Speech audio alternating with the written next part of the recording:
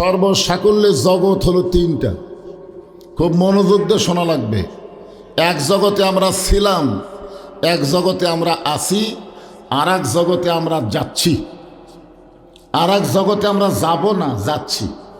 প্রতি ধাপে ধাপে নিঃশ্বাসে প্রশ্বাসে আমাদের হায়াতকে অতিক্রম করে সেই জগতের দিকে আমরা রওনা দিয়েছি। জোরে কোন কথা ঠিক কিনা? হ্যাঁ, যেই জগতে আমরা ছিলাম সেই জগৎকে বলা হয় রুহের জগৎ। যেই জগতে বর্তমানে আমরা আছি এটা হলো দুনিয়াবী জগৎ।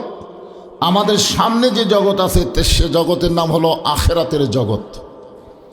রুহের জগতে যে আমরা ছিলাম এ ব্যাপারে কোনো সন্দেহ, তবে আমরা জানি না। মনে আছে? মনে নাই, কিন্তু আমরা যে ছিলাম এ ব্যাপারে কোনো সন্দেহ নেই। তবে একটা কথা আমাদের মনে রাখতে হবে, রুহের জগতে আল্লাহ আমাদের পক্ষে ছিলেন। পক্ষে থাকার কারণ হলো দুনিয়ার জগতে আল্লাহ আমাদেরকে মুসলমানের ঘরে কবুল করেছেন। আমাদের আল্লাহ কিন্তু নিরপেক্ষ না। আমাদের বাংলাদেশে কিছু কিছু লোক বলে আমি নিরপেক্ষ। আসলে আল্লাহ কি নিরপেক্ষ?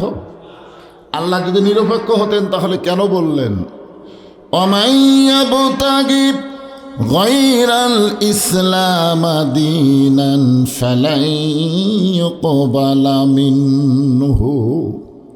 এই আয়াতের বাংলা অর্থ হলো ইসলাম ছাড়া অন্য কোনো জীবন ব্যবস্থা, অন্য কোনো ধর্ম কেউ যদি গ্রহণ করে আল্লাহ বলেছেন কখনোই কবুল করা হবে না। আল্লাহর কাছে একমাত্র কবুল যোগ্য জীবন ব্যবস্থার নাম কি? আরো জোরে বলেন, ইন্না দীনা ইনদাল্লাহিল ইসলাম। ভাগ্য করে আমরা সেই মুসলমানের ঘরে আল্লাহ কবুল করেছেন। আল্লাহ যদি হিন্দুর ঘরে আমাদের পাঠাতেন, মনে করেন আপনাদের আশেপাশে হিন্দুরাও থাকতে পারে, পারে কি পারে না, যদি পাঠাতেন তাহলে আমাদের অবস্থাটা কি হতো? আমরা ভগবান পাতাম। ধরে কোন কি পাতাম? ভগবানের ভ বাদ দিয়ে দেখেন অর্থ খুঁজে পাবেন না।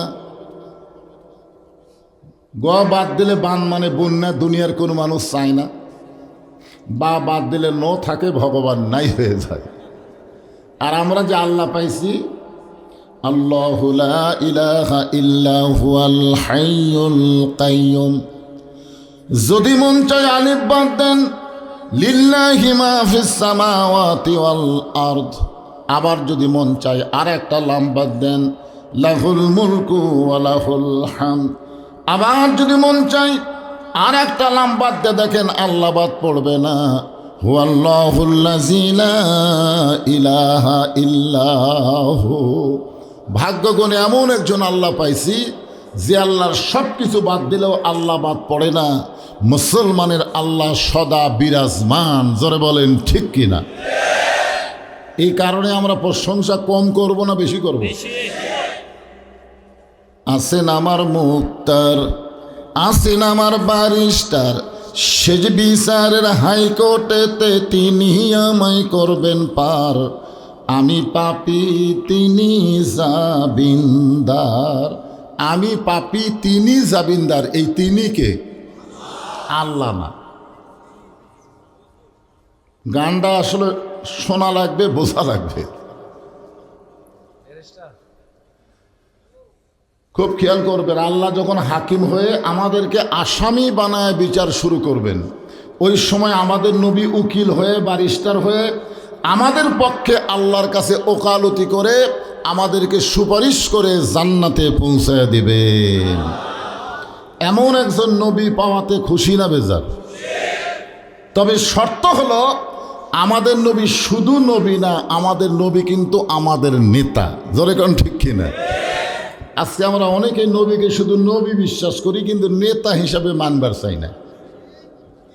সাধারণ একজন মানুষকে নেতা বানায়া তার পিছনে চামচাগিরি করি, সারাদিন স্লোগান দেয় আমার নেতার চরিত্র ফুলের মতন পবিত্র, খোঁজলে দেখেন নামাজ পড়ে না এক ওয়াক্ত। ধরে কোন কথা ঠিক কিনা? এরা কোনোদিন নেতা হওয়ার যোগ্য না। আল্লাহ কোরআনে বলেন, লাকাদ কানা লাকুম ফি রাসূলিল্লাহি উসওয়াতুন হাসানাহ। আমাদের নবীকে আল্লাহ তাআলা একবার জান্নাত দেখার তৌফিক দিয়েছিলেন, আপনারা জানেন কখন? সেটা মেরাজের রাতে আমাদের নবীকে আল্লাহ তাআলা জান্নাত দেখার তৌফিক দিলেন, সুযোগ দিলেন। নবী যখন জান্নাতের মধ্যে প্রবেশ করলেন, ওই সময় একজন ফেরেশতার নাম হলো জিবরাইল আল্লাহর নবীকে বললেন, ইয়া রাসূলুল্লাহ, আপনি যদি জান্নাত থেকে বের না হন আল্লাহ আপনাকে বার করে দিবে না, কারণ জান্নাতের শর্ত হলো ফাদখুলুহা খালিদিন। কেউ যদি একবার জান্নাতে প্রবেশ করে আল্লাহ তাকে চিরস্থায়ীভাবে জান্নাত দিয়ে দেয়। তা আপনি যদি জান্নাত থেকে বের না হন আল্লাহ আপনাকে বার করে দিবে না। সঙ্গে সঙ্গে নবী বললেন, জিবরাইল, আল্লাহ যদি আমাকে থাকার জন্য জান্নাতে ঢুকতে বলতেন আমি জান্নাতে ঢুকতামই না। আমি শুধু দেখার জন্য জান্নাতে প্রবেশ করেছি। কাদের জন্য দেখব তুমি জানো? আমার উম্মত উম্মাতিনীর জন্য আল্লাহ কেমন জান্নাত বানাইছে, এটা শুধু দেখার জন্যই আমি প্রবেশ করেছি। আমি সেই দিন জান্নাতে থাকার জন্য ঢুকবো যেদিন আল্লাহ আমার সমস্ত উম্মত উম্মাতিনীকে জান্নাত দিয়ে দিবে। এখন চিন্তা করেন, যেই নবী নেতা জান্নাতের মধ্যে গিয়ে আমাদের কথা ভোলে না, আর এখনকার নেতা ভোট পেয়ে সংসদে গেলে আর কথা মনে রাখে না। ধরে কোন ঠিক কিনা? বসন্তের কুকিলের মতন আসবে, গরিবের বন্ধু, সমাজসেবক, জনদরদি কয়া নেতা হবে, নেতা হয়ে সংসদে যাবে, মাঝে মধ্যে ঘুরবার আসবে।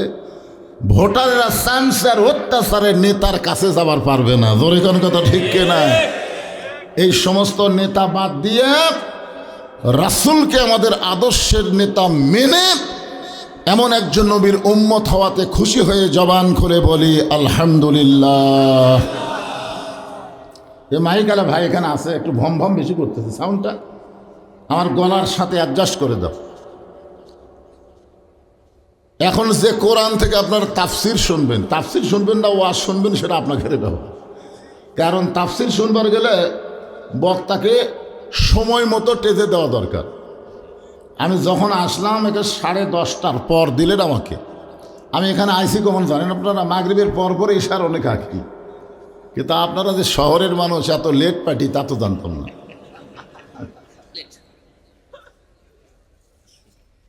যে কোরআন থেকে আপনারা তাফসির শুনবেন, আগে এই কোরআন সম্পর্কে একটা আইডিয়া নেন। এই কোরআনের মধ্যে কোনো সন্দেহ?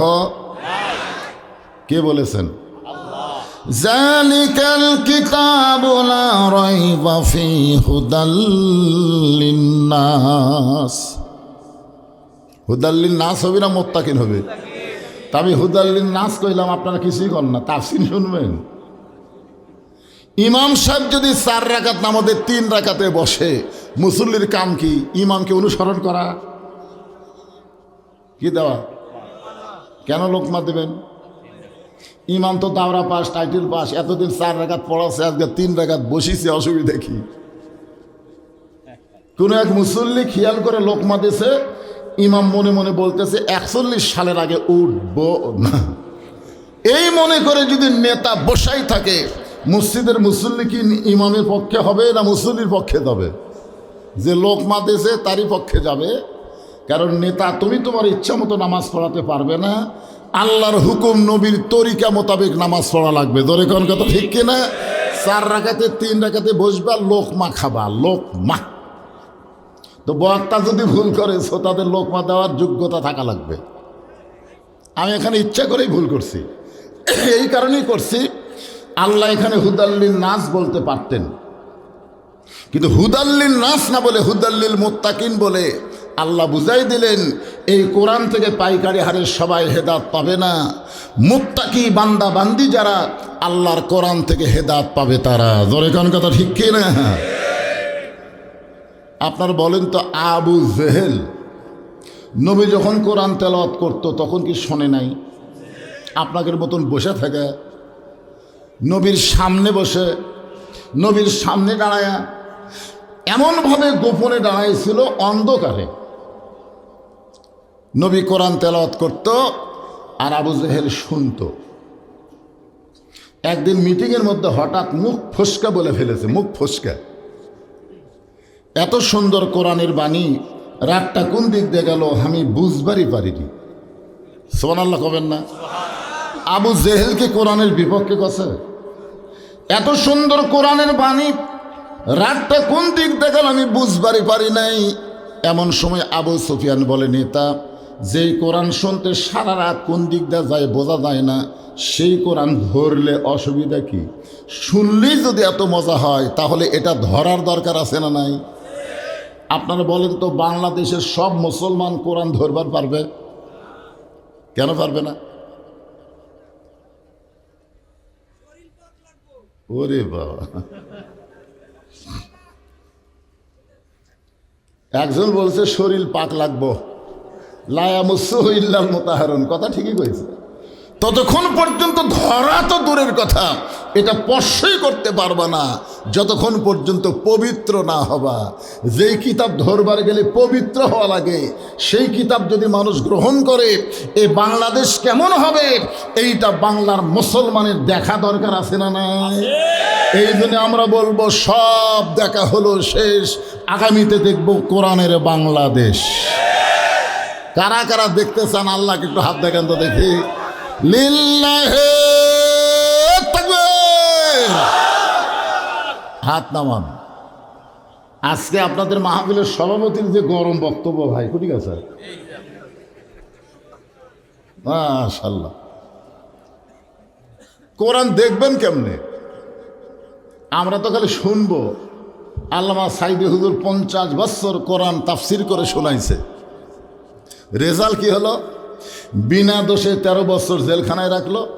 এরপরেও মনের বাসনা যখন পূরণ হয়নি, জেলখানাত নিয়ে গিয়ে তাকে হত্যা করলো। এইটা তো কোরআন শোনার ফজিলত। কোরআন শোনার ফজিলত হলো যে কোরআনের হক তাফসির করবে, তাকে জেলখানাত বন্ধ করো। মন চাইলে জেলখানাত না, হাসপাতাল নিয়ে গিয়ে হত্যা করো, এই তো নাকি? শুধু শুনলে হবে না, এটাকে বাস্তবে দেখা লাগবে। আবু জেহেল বলতেছে, আবু সুফিয়ান তুই আমার কাছে আয়। যে কাছে গেছে কানে কানে বলতেছে, এই কোরআনকে যদি ধরি, এই কোরআনকে যদি ধরি তাহলে তোর আমার ভুয়া নেতৃত্ব চলবি। আজকেই বাংলাদেশে যারা আবু জেহেলের দল করে, তারাই কে কোরআন বাইপাস করে তারা বাংলাদেশ চালাবার চায়। জোরে কোনো কথা ঠিক না? এরা আসলে মুসলমান নয়, এরা তলে তলে আবু জেহেলের লোক। আমরা কি আবু জেহেল হব না আবু বক্কর হব? আবু বক্কর মেনে নিছে, সামিনা ওয়া তাআনা, খালি শুনলে হবে না, এইটাকে বাস্তবে গ্রহণ করা লাগবে। আল্লাহ বললেন, তাবারাকাল্লাযী বিয়াদিহিল মুলকু ওয়া হুয়া আলা কুল্লি শাইইন কাদির। গোটা পৃথিবীর রাজত্ব, কর্তৃত্ব, মালিকানা একমাত্র কার হাতে? সবাই বলেন। আমি দেখলাম কিছুদিন চাষতলে একটা গল্প হচ্ছে, কিছুদিন হলে, আমাদের বগুড়ার কথা বলতেছি, চাষতলে গল্প হচ্ছে আওয়ামী লীগ ক্ষমতায় ছিল, আগামীতে বিএনপি ক্ষমতা আসতেছে। মানে চাষতলে গল্প হচ্ছে। আমাদের বগুড়া আবার তো বিএনপির এলাকা, তো এই জন্য এরা গোটা বাংলাদেশ পর্যবেক্ষণ না করে হাত আন্দাজে একটা কথা বলতেছে। হাত আন্দাজ, এই কথার নাম হলো হাত আন্দাজে কথা। আমার বগুড়ার ভাষাকে আপনার বুঝতে পারেন? তো বলতেছে আওয়ামী লীগ ক্ষমতায় ছিল, বিএনপি ক্ষমতায় আসতেছে। আমি বললাম নাউজুবিল্লাহ। তা আমার নাউজুবিল্লাহ শুনে একজন বলতেছে, হুজুর নাউজুবিল্লাহ কেন? আমি বললাম আওয়ামী লীগ ছিল, বিএনপি আসতেছে, তাহলে আল্লাহ কুটি। আমাদের সূরা মুলকের মধ্যে পড়লাম, ওহু আলা কুল্লি শাইইন কাদির, প্রত্যেকটা বিষয়ের উপরে একমাত্র ক্ষমতাকার আল্লাহ। তাহলে আওয়ামী লীগ ছিল, বিএনপি আসতেছে, আল্লাহ। এখন আবু জেহেলের দলের কিছু কিছু মানুষ আছে, তারা এভাবে আঙ্গুল দিয়ে দেখায়। আঙ্গুল দেখছেন? আঙ্গুল হুজুর এ দেখতেছেন না? এই মার্কেট টার্কেট বাসা টাসা সব আমার। এই সাইডে যা দেখতেছেন এগুলো আমার। এই সাইডে যা দেখতেছেন আমার ভাই চাচার, আর পিছন দিকে যা দেখতেছেন হুজুর কিছুদিন আগে এগুলো আমি কিনছি। তো সবই যদি তোমাকে হয় আল্লাহর, তখন বলে আল্লাহরা দেখতে গেলে 2 মিনিট হাঁটা লাগবে হুজুর, 2 মিনিট হাঁটা লাগবে। 2 মিনিট হাঁটা মসজিদের কাছে গিয়ে বলতে যে হুজুর এখানেও আল্লাহর কিছু ছিল না, আমার চাচা 10 শতক আল্লাহ দান করছে, আর আমরা টাকা পয়সা দিয়ে আল্লাহ ঘর বানিয়ে দিছে। তখন ফেরেশতারা বলতেছে আল্লাহ এই দেশের নাম কি, যেই দেশে তোমার কিছুই নাই, ওর চাচা জায়গা দিলে জায়গা হয়, আর এরা টাকা পয়সা দিয়ে ঘর বানিয়ে দেয়, এই দেশের নাম কি? আল্লাহ বলতেছে ওই দেশের নামই হলো বাংলাদেশ, যেই দেশে কোরআনের ওয়াজ চলে কিন্তু কোরআন চলে না। ধরে কোন কথা ঠিক কিনা? কোরআনের ওয়াজ চলে কিন্তু কোরআন চলে না। কি বুঝতেছেন?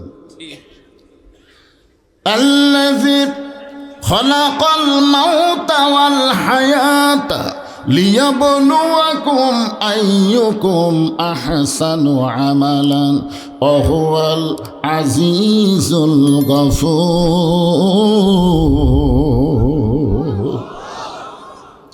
মৃত্যু এবং হায়াতের স্রষ্টাকে। আমি কি আমার কথা বলতেছি না কোরআনের কথা? খালাকাল মাউতা ওয়াল হায়াতা। আপনার বলেন তো আল্লাহ যদি এখানে বলতো খলাকাল হায়াতা ওয়াল মাউতা, এ কথা আল্লাহ বলতে পারতেন। আমাকে ধারণা হলো আগে জীবন তারপরে মরণ, ঠিক না বলেন? কিন্তু আল্লাহকে মরার কথা বলে তারপরে জীবনের কথা বললেন। আল্লাহ কি ভুল বোঝেন? বারবার খালি দেখাচ্ছে। কি দেখাচ্ছে? ওই যে দেখেন হুজুর, কি দেখতেছেন? 7 তলার ভিত দিছে হুজুর, 5 তলা হচ্ছে রড বাড়ি করে থুছি। কান্দের 2 ফেরেশতা বলতেছে তুই যে বারবার খালি উপর দিকে দেখাস, আমাকে চাপা লাগে রে, চাপা লাগে। এর ঠান্ডা দেখে চাপা লাগে না, ফেরেশতা চাপা খায়। তো উপর দিকে দেখাস করে পাগলা, নিচের দিকে থাকা। তোর জন্য 5 তলা 7 তলা না, তোর জন্য হলো নিচতলা। ধরে কোন তলা? খুব খেয়াল করেন, নিচতলার কথা খেয়াল করছেন? 1 তলা না, 1 তলা না, নিচতলা। নিচে মায়াই বন্দি থাইকা করলাম কত খেলা, পশ্চিমে তাকায়া দেখো তোমার ডুইবা গেছে বেলা। এক পলকের নাই ভরসা, মিশে সকল আশা, কখন বুঝি দারুণ ঝড়ে ভাঙবে তোমার বাসা। খালাকাল মাউতা ওয়াল হায়াতা, মৃত্যু এবং হায়াতের স্রষ্টাকে। লিয়াবলুয়াকুম, তোমাদেরকে পরীক্ষা করা হবে। কিসের পরীক্ষা? ভাবতেছেন দুনিয়াতে আইছি, দুনিয়াটা মস্ত বড়, খাওয়া দাওয়ার ফুর্তি মারো নাকি? এই জন্যই দুনিয়াতে আইছেন? পরীক্ষা হবে। পরীক্ষার সাবজেক্টটা হলো আইয়ুকুম আহসানু আমালাহ, সুন্দর আমলের পরীক্ষা। আপনারা বলেন তো বর্তমান যে পরিবেশ আমাদের বাংলাদেশে চলতেছে, এই পরিবেশে সুন্দর আমল করা যাবে? তাহলে পরিবেশ পাল্টাতে হবে। পরিবেশ যদি পাল্টাবার চান তাহলে সমাজ পাল্টাতে হবে। আমি এটা ধারাপাতির মতন বলতেছি, একটা সুন্দর পরিবেশ যদি আমরা চাই, সুন্দর একটা সমাজ লাগবে, ঠিক না বলেন? সুন্দর একটা সমাজ যদি তৈরি করতে চাই, সুন্দর একটা রাষ্ট্র লাগবে। সুন্দর একটা রাষ্ট্র গঠন করতে যদি চাই, সুন্দর একটা সংবিধান লাগবে। মানুষের তৈরি সংবিধান দিয়ে সুন্দর বাংলাদেশ হবে না, আল্লাহর কোরআনের সংবিধান লাগবে। ধরে কোন কথা ঠিক? এই আল্লাহর কোরআনের সংবিধান আমাদের বাংলাদেশে যখন চালু হবে তখন আমাদের অবস্থাটা কেমন হবে এটা তো দেখেন নাই, তবে দেখা যাবে। কি মনে হচ্ছে? ইনশাআল্লাহ। আগের দিন বাগে খাচ্ছে, আগের দিন বাগে খাচ্ছে। অনেকে ধান্দাত আছে, ওই আগের ধান্দা বাদ দাও। মানুষ এখন সজাগ হয়ে গেছে। জোরে কোন কথা ঠিক কিনা? অনেক নেতা, বড় নেতা বললে বাংলাদেশ কম্পন হয় না, অথচ ওসমান হাদির মতন একটা যুবক মরার সঙ্গে সঙ্গে গোটা বাংলাদেশ কাঁপতেছে। ধরে কোন কথা ঠিক না? আগের দিন বাগে খাসে, আগের দিন বাদ দাও, নতুন জেনারেশনের দিকে আসো। আর কি মারতিস? তেল তেলা মুগত নাই দাড়ি, আর এক তেল তেলা কষে জাতীয় ইমাম। আর কি মারা আমার কাছে ফটো আছে যে হুজুর ইমামের দাড়ি যদি এক মুষ্টির নিচে হয় তার পাশে নামাজ হবে। আমি কইলাম এই ফতুয়া সালাউদ্দিনের কাছে যা। সালাউদ্দিন জোরে খান নাম কি? সালাউদ্দিন, ওর কাছে যা। মাথার টুপি তেল তালা দাড়ি, উই আবার বলেছে জাতীয় ইমাম। জাতীয় নেতা বা পাগলা, জাতীয় ইমাম ধারে ধারে বলা যাবে না। ইমাম হবার গেলে তার একটা বাহ্যিক সাইজ লাগবে। জোরে কোন কথা ঠিক না? এই জন্য বলতেছি আগের দিন আর নাই, চিন্তা ভাবনা করে কথা বলবো, মনোযোগ দিয়ে শুনবেন। রাজি আছেন সবাই? হ্যাঁ। অর্ধ পৃথিবীর খলিফা হজরত ওমর। আমার মায়ের একটা স্লিপ দিছে, এই স্লিপটাকে সামনে নিয়ে আমার ওয়াজ করা লাগবে, কারণ একটা মা ভালো তো একটা সন্তান ভালো। এখনকার মায়েরা খারাপ হওয়ার কারণে বাচ্চা কাচ্চা দোয়া দরুদ দিয়ে কান্না থামতেছে না। আমাকে হুজুর খালি কান্দে, আমি সূরা ফাতিহা আয়াতুল কুরসি পড়ে ফু দিলাম, ওই আরো জোরে কান্দে। তো যাই হোক, নিয়ে চলে গেছে। কয়েকদিন পরে এসে বলতে, হুজুর কান্না তো থামলো না, তাহলে পানি পড়া দেন। কোরআন শরীফের যেগুলো আয়াত পড়লে, বেশ করে অনুনাজ্জিলু মিনাল কোরআনি মা হুয়া শিফাউ ওয়া রাহমাতুল লিল মুমিনিন, ফুফা দিয়া দিলাম। পানি খাওয়ার কয়েকদিন পরে এসে বলতেছে দোয়া দরুদের কোনো দাম নাই হুজুর, দোয়া দরুদ আর চলবি না। আমি কইলাম কে রে, দোয়া দরুদ চলবি না তাহলে কি চলবি? মনটা খুবই খারাপ হলো। কয়েকদিন পরে ওই মেয়ের সাথে আমার দেখা হয়ে বললাম, মা তোমার বাচ্চা কি কান্দে? কয় না, কান্দে না। তো কোন দোয়া ভালো আছে? বলে হুজুর ওই যখনই কান্দে মোবাইল চালু করে দিই, কান্না বন্ধ হয়ে যায়। যখন ভাত খাবার চায় না হুজুর, আমার বাবুর সামনে মোবাইল চালু করলেই ভাত খায়। আমি তখন বললাম, মা সত্যি করে বলো তো, তোমার এই সন্তান কি নর্মালে হসে না সিজার করা? তখন কয় হুজুর এটা কেন শুনবেন? বলে সত্যি করে বলো তো। না হুজুর, বর্তমান সমাজে কি আর নর্মাল চলে? যে সমস্ত মায়ের অধৈর্য, যাদের সন্তান সিজার করে হয়, এই সন্তান ভালো হওয়া বড় কষ্ট। দোয়া দরুদে হবে না, মোবাইল দিয়ে তাদের কান্না থামান লাগবে। জোরে কোন কথা ঠিক কে না কথা বলে? সেই মায়ে করুক সামনে নিয়ে আজকে আমার ওয়াজ করা লাগবে। এখানে স্লিপ দিচ্ছে, কে দে খপ করে সে দিলাম, পড়েই তো আমার পর কিয়া সম্পর্কে। পর কি ইয়া, আপনাকে এলাকার কি গার্মেন্টস আছে? গার্মেন্টস আছে?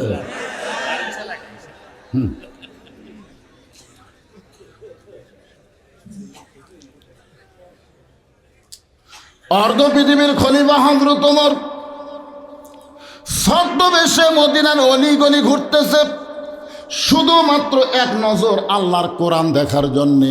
এই কোরআনটা দেখতে কেমন, যেই কোরআনের কারণে ওমরকে আল্লাহ অর্ধ জাহানের খলিফা বানায় দিছে। আপনার বলেন তো এই কোরআনের পাওয়ার আছে না? মদিনার অলিগলি ঘুরতে গিয়ে হযরত ওমর দেখতে পায় দুই পাহাড়ের মাঝখানে একটা গিরিপথ। ওই গিরিপথের ভিতর দিয়ে একটা সুন্দরী মেয়ে ধীর গতিতে হেঁটে হেঁটে চলতেছে। ওমর ফারুক লক্ষ্য করে দেখে মেয়েটার সামনেও কোনো মানুষ নেই, পিছনেও কোনো মানুষ নেই। ওমর ফারুক চিন্তা পড়ে গেল, এই নির্জন পথে মেয়েটা একা একা চলতেছে, মেয়েটার সামনেও কোনো মানুষ নাই, পিছনেও কোনো মানুষ নাই, মেয়েটা অতীব সুন্দরী। হয়তো আপনারাই ফতুয়া তালাশ করবেন, হুজুর ওমর ফারুক মেয়েটাকে যে সুন্দরী বলতেছে, তাহলে একটা মেয়ের চেহারা দেখে কি জায়েজ আছে? আল্লাহর কোরআন দিয়ে যখন রাষ্ট্র চলবে, মেয়েটা যদি কালো হয়, খাটো হয়, যদি আল্লাহর আইন পর্দা মেনে চলে, ওই মেয়েটাই তখন সবচাইতে সুন্দরী হবে। পর্দানিশী নারী যারা, বিশ্ব সুন্দরী তারা। পর্দানিশী নারী যারা, কন্যা কেন? আমি যেই বলবো পর্দানিশী নারী যারা, আপনারা বলেন বিশ্ব সুন্দরী তারা। পর্দানিশী নারী যারা, আর যেই বলবো বেপর্দা নারী যারা, আপনারা বলবেন শিলা কলা তারা। বেপর্দা নারী যারা, একই গাছের কলা, এক গামলায় চোষাওয়ালা, এক গামলার শিলা। আপনি খরিদ্দার হিসাবে কোন কলা কিনবেন? আপনি কি কলা শিলা খান না? তো শিলাই যদি খান, আগে থেকে শিলা আছে, খালি নেবেন আর খাবেন। কারণ আপনি জানেন শিলা কলা খাওয়ার মতো নয়। এই কলার উপরে ধুলা বালি মশা মাছি পড়েছে, আর আপনি খাবার মতো পাচ্ছেন না। তাহলে বেপর্দা নারী এরা শিলা কলার মতো। আজকে সমস্ত যুবকেরা যদি তওবা করে, বিবাহ যদি করতে হয়, পর্দানিশী নারীকে করব, বেপর্দা নারী নয়। এই একটা সিদ্ধান্তই গোটা বাংলাদেশের মেয়েরা পর্দানিশী হয়ে যাবে। জোরে গান কথা ঠিক। ইউনূস সরকার, ইন্টারিম সরকার ক্ষমতা আসার পরে চলচ্চিত্রের নায়িকারা কি বলতেছে? ফেসবুক দেখছে, এক নায়িকা একেবারে বোরকা পরে কান দিচ্ছে। সাংবাদিক বলে, কান্দেন কে? ইসলামী দল যদি ক্ষমতাতে আসে, ইসলামী দল যদি ক্ষমতাতে আসে, তাহলে আমরা বোরকা পরেই ছবি করব। এখনো ক্ষমতাতে আসেনি, আসার আগেই এরা বোরকা ধরছে, আসার আগেই। কি বুঝতেছেন যুবকেরা? এখনো যারা বিয়ে করো নাই, তওবা করো। কোন শিলা কলা আমরা খাবো না, চোষাওয়ালা কলা বাড়িতে না, শিলা খামো। জোরে কথা কন না কেন? ওমর ফারুক মেয়েটার নিকটে গেলেন। দুই পাহাড়ের মাঝখানের গিরি পথে মেয়েটার নিকটে গিয়ে বললেন, মা, এই নির্জন পথে তুমি একা একা চলতেছ, তোমার সামনেও কোনো মানুষ নাই, পিছনেও কোনো মানুষ নাই, তোমার অন্তরে কি ভয় ডর লাগে না? মেয়েটা বলে, পথিক, তুমি কি হযরত ওমরকে চেনো? খেয়াল করেননি কি বললাম? ওমর ফারুক বলতেছে, মা, তুমি যে নির্জন পথে একা একা চলতেছ, তোমার অন্তরে কি কোনো ভয় ডর লাগে না? মেয়েটা বলতেছে, পথিক, তুমি কি হযরত ওমরকে চেনো? ওমর যেদিন থেকে আল্লাহর কোরআন দিয়ে রাষ্ট্র চালায়, সেদিন থেকে পৃথিবীর এক প্রান্ত থেকে আর এক প্রান্তে একটা মহিলা যাবে, ওই মহিলার কলিজায় আল্লাহ ছাড়া অন্য কারো ভয় থাকবে না। আজকে আপনাদের এলাকার সবচাইতে বড় মসজিদ কোন? সে মসজিদের নাম কি? কি বাড়ি? গোহেল বাড়ি। সেই বড় মসজিদে আপনি জোহরের নামাজ সামনে কাতারে আদায় করবেন। আপনার নিয়ত ভালো না খারাপ? আল্লাহ বলতেছেন, লিয়াবলুয়াকুম আইয়ুকুম আহসানু আমালা। তো সামনে কাতার আপনি জোহরের নামাজ আদায় করবেন। কিন্তু মসজিদের দরজা যাওয়ার পরে খেয়াল করে দেখলেন আপনার পাওয়াত আছে 2000 টাকার জুতা। এখন আপনার বলেন তো, আপনি কি জুতা দরজা থুয়ে সামনে কাতার যাবেন? কি করবেন? জুতা হাতত নেবেন না? জুতা হাতত নেবেন না? জুতা যেই মাত্র হাতত নিয়ে আপনি দোয়া পড়তেছেন, আল্লাহুম্মা ফতাহলি আবওয়াবা রহমাতিক, এই দোয়া পড়ে যখন ডান পা মসজিদের মধ্যে ঢুকেছেন, তখন কান্দের ফেরেশতারা বলতেছে, আল্লাহ, আমরা কি করব? আমরা কি লিখব? আল্লাহ বলতেছে, লিখিস না। কারণ চোরের ভয় আল্লাহর ভয় একই কলিজার মধ্যে যদি রয়, তার কোনোদিন নামাজই হয় না। কারণ আগে কি আল্লাহর ভয়ে জুতা হাতত দিছে না চোরের ভয়ে? তো চোরের ভয়ে জুতা হাতত দিয়ে আল্লাহুম্মা ফতাহলি আবওয়াবা রহমাতিক দোয়া পড়ে মসজিদের সামনে কাতারে যাবে, আর নামাজ কবুল হবে না। চোরের ভয় কলিজায় রাখা যাবে না। বাংলাদেশ থেকে চোর মুক্ত করতে গেলে বর্তমান সংবিধান দিয়ে হবে না, আল্লাহর কোরআনের সংবিধান লাগবে। জোরে কোন কথা ঠিক? মেয়েটা বলে, পথিক, হযরত ওমর যেদিন থেকে আল্লাহর কোরআন দিয়ে রাষ্ট্র চালায়, সেদিন থেকে পৃথিবীর এক প্রান্ত থেকে আর এক প্রান্তে একটা মহিলা যাবে, ওই মহিলার কলিজায় আল্লাহ ছাড়া অন্য কারো ভয় থাকবে না।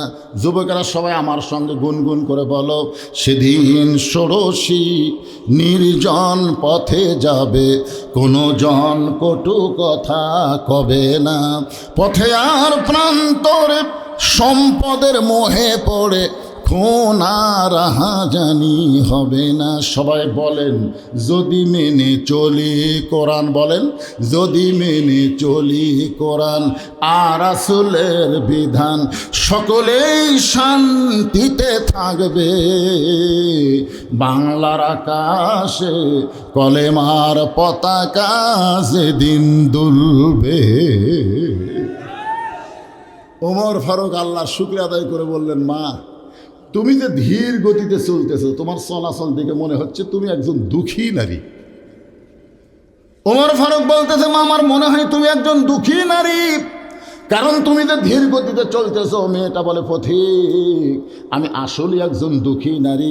আজকে 6 দিন হলে হযরত ওমরকে আমি খুঁজে বেড়াই। ধরে বলেন কয় দিন? যদি হযরত ওমরকে আমি খুঁজে পাই তাহলে আমার দুঃখের কথা একটু বলবার চাই। ওমর ফারুক বললেন, মা তুমি কি পাগলি নাকি?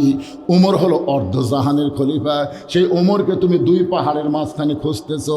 ওমরকে যদি পাওয়ার চাও তাহলে বঙ্গভবনে যাও, গণভবনে যাও, রাষ্ট্রভবনে যাও। এই 2 পাহাড়ের মাঝখানে ওমরকে তো খুঁজলে পাবা না। মেয়েটা বলে, পথিক রে তুমি জানো না, আল্লাহর কোরআনতে যখন রাষ্ট্র চলবে তখন নেতা খোঁজা লাগবে না, বরং নেতারাই দুঃখী মানুষকে খুঁজে বেড়াবে। মেয়েটা বলতেছে, আমার ইমান বলতেছে 6 দিন হলে উমরকে খুঁজতেছি, আর 1 দিনের মধ্যেই আমি উমরকে পেয়ে যাব ইনশাআল্লাহ। ওমর ফারুক বললেন, 6 দিন হলে খুঁজতেছ, আর 1 দিনের মধ্যে যদি না পাও। মেয়েটা বলতেছে, যদি না পাই তাহলে আসল জায়গার বিচার দিব। আপনার বলেন তো আসল জায়গা কোনটা? আল্লামা সাইদি হুজুরকে 23 সালের আগস্ট মাসে যখন হত্যা করা হলো, তখন গোটা বাংলাদেশের তৌহিদ এবং আলেম ওলামারা আসল জায়গায় বিচার দিছে। ধরে কোন কথা ঠিক না? যে মানুষটার কোনো দোষ নাই, যেই মানুষটাকে বিনা দোষে 13 বছর জেলখানায় বন্দি করে রাখলো, তাকে আবার হাসপাতালে হত্যা করলো। আল্লাহ তুমি কোথায় আছো? আল্লাহ তুমি কি চোখ দিয়ে দেখো না? তাহাজ্জুদের নামাজ পড়ে প্রত্যেকটা বক্তা, প্রত্যেকটা আলেম, প্রত্যেকটা মাজলুম আসল জায়গায় বিচার দিছে।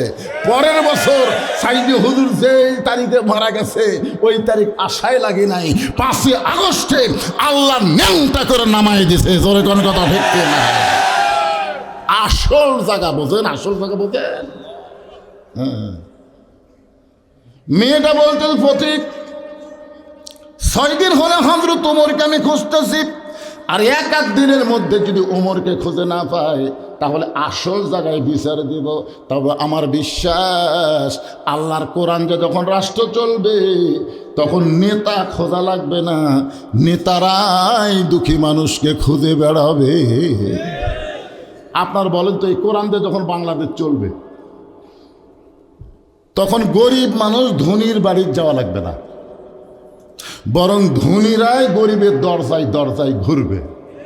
বিশ্বাস করেন না?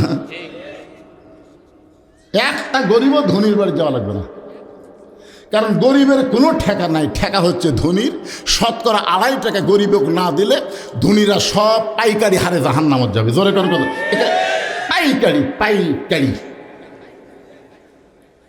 ধনীদেরকে জান্নাত পাওয়ার ওসিলা হলো গরিবেরা।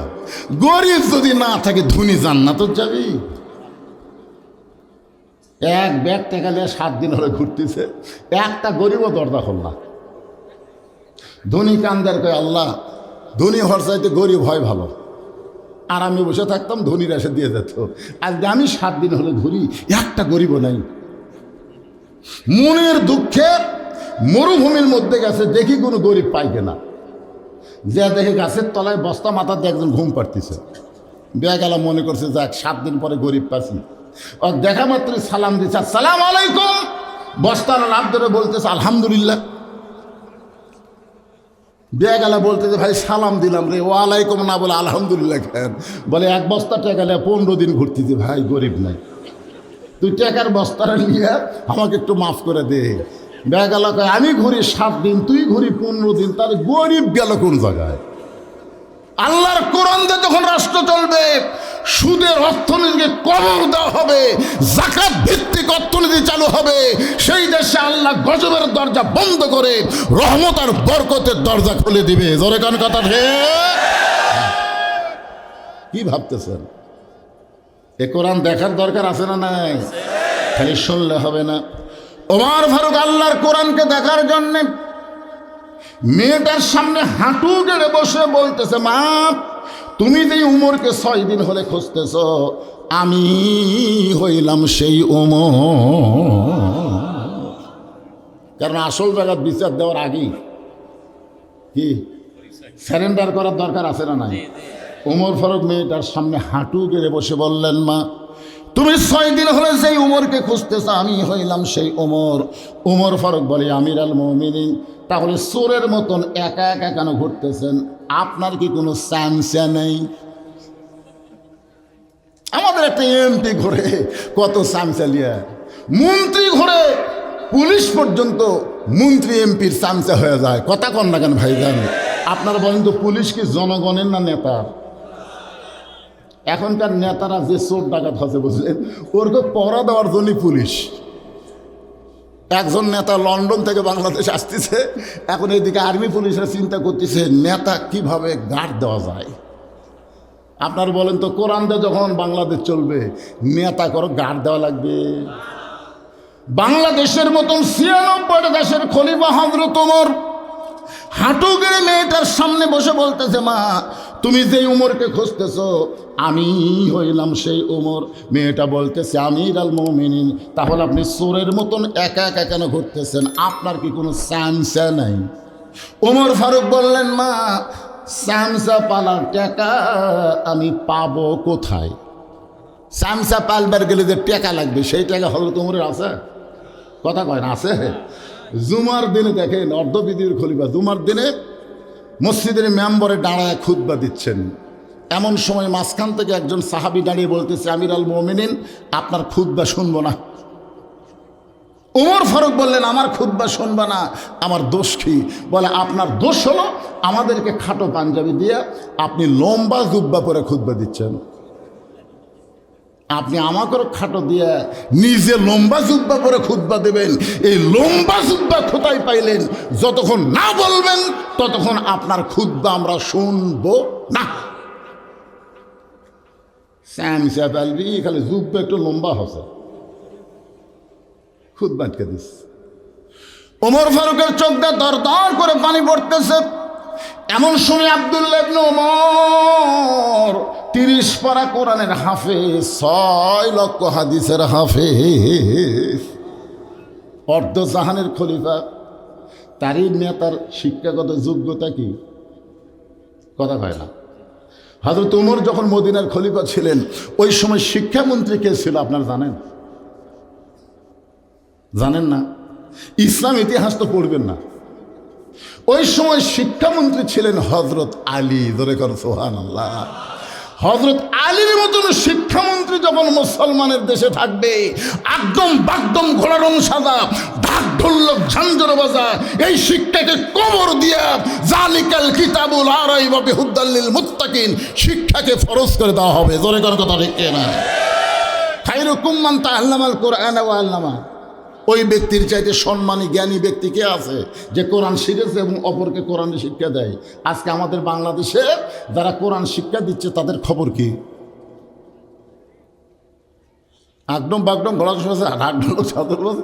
ওই প্রাইমারির একটা ছাত্রকে আমি দেখলাম, ক্লাস 2-এ পড়ে, ওই খাড়া হয়ে পেশাব করতেছে, দাঁড়ায় পেশাব করতেছে। আমি বললাম, কে রে বাধা নেই, কোন ক্লাসে পড়িস? 2-এ পড়িস। চাচা, তো বসা করবি, পেশাব করবি, বসা করবি, তোর স্যার তোকে শিখাইনি?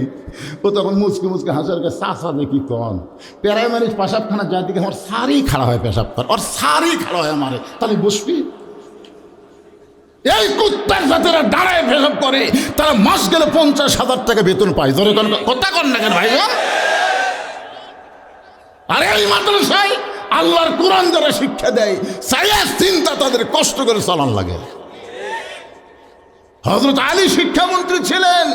উমর ফারুকের বেটা মাস্তানি করবি, আগে 30 পারা কোরআন হেফজ কর। 30 পারা কোরআন মুখস্থ করেছে, শুধু 30 পারা কোরআন না, 6 লক্ষ হাদিসের হাফেজ। জোরে কর সুবহানাল্লাহ।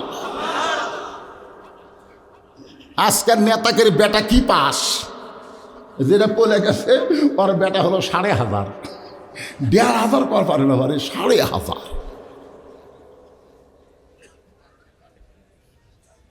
আব্দুল্লাহ ইবনে ওমর বাবার পাশে দাঁড়ায় গেছে, চোখের পানি বের করে বলতেছে, নবীর সাহাবীরা, আমার বাবার জুব্বা লম্বা হয়েছে বলে তোমরা খুতবা বন্ধ করে দিলে।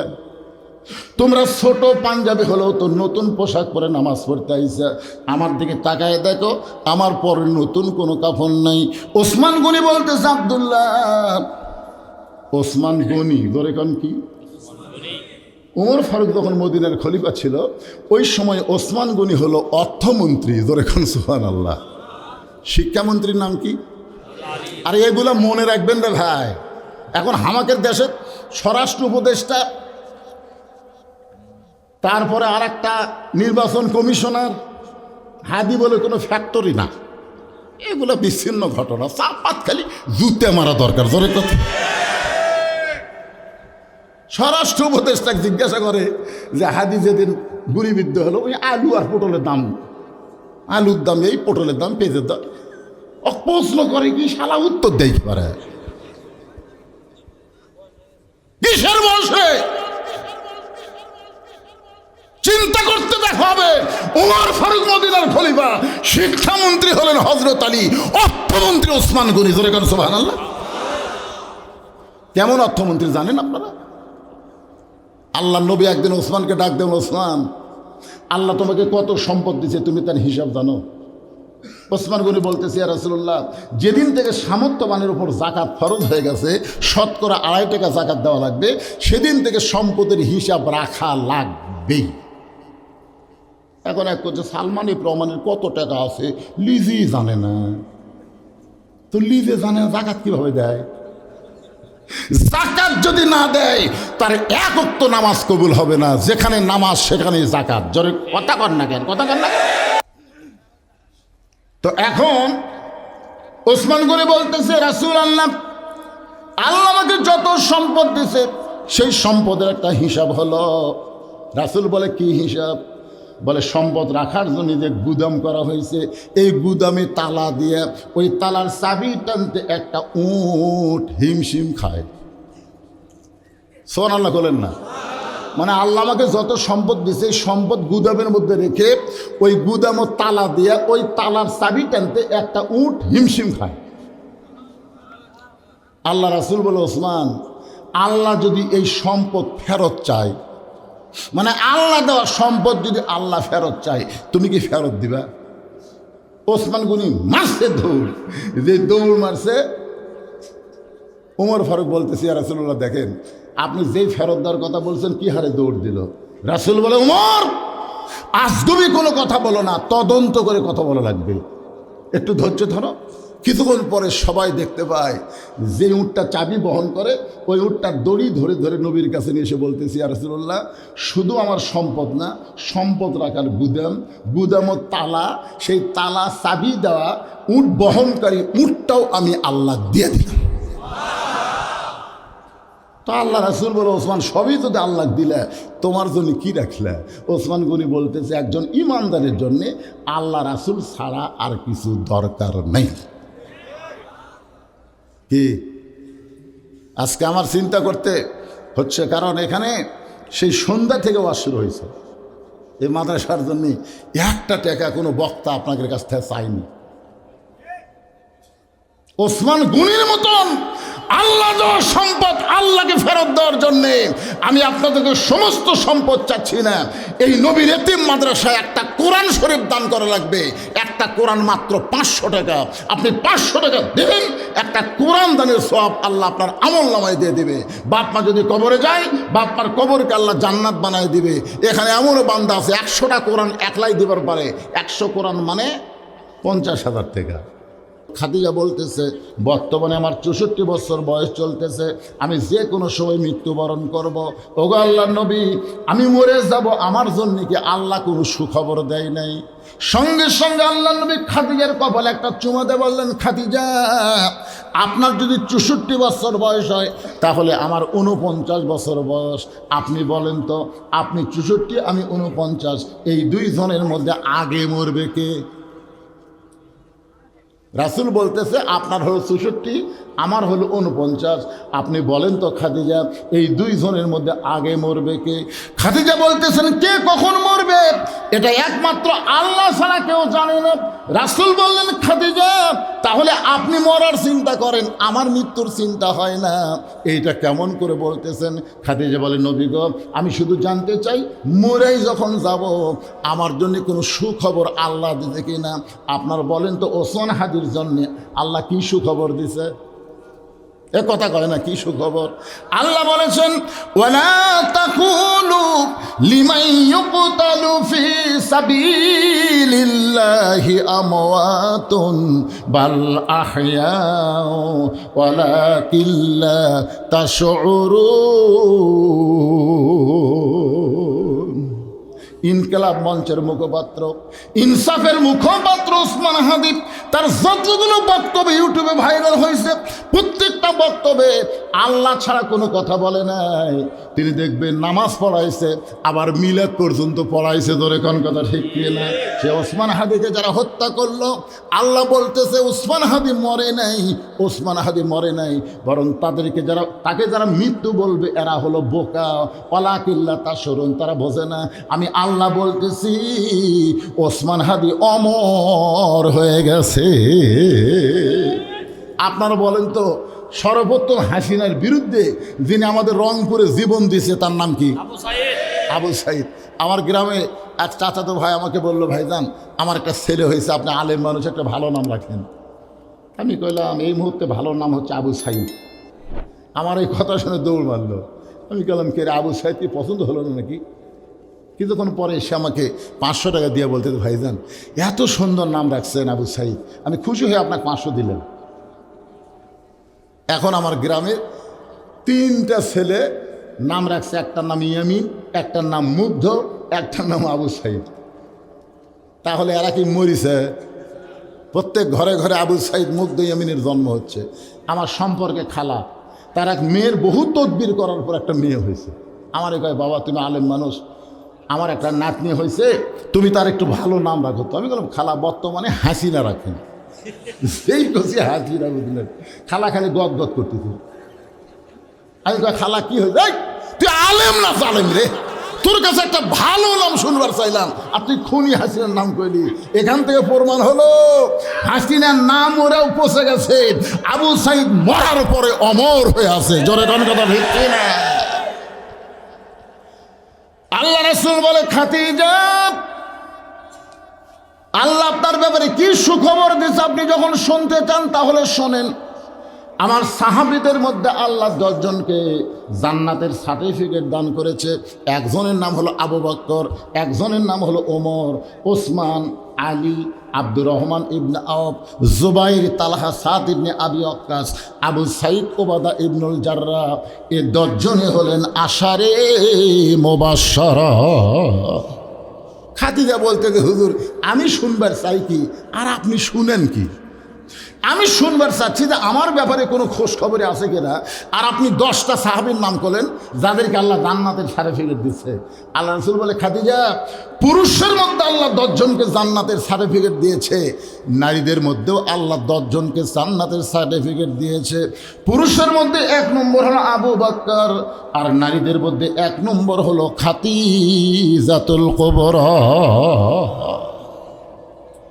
মায়েরা একটু মনোযোগ দিয়ে শোনেন। আল্লাহ রাসূল খাদিজার দিকে তাকায়, দেখে খাদিজা চোখের পানি মুছছে, সেই হাসতেছে, আনন্দ করতেছে। সঙ্গে সঙ্গে নবী বসে বললেন, খাদিজা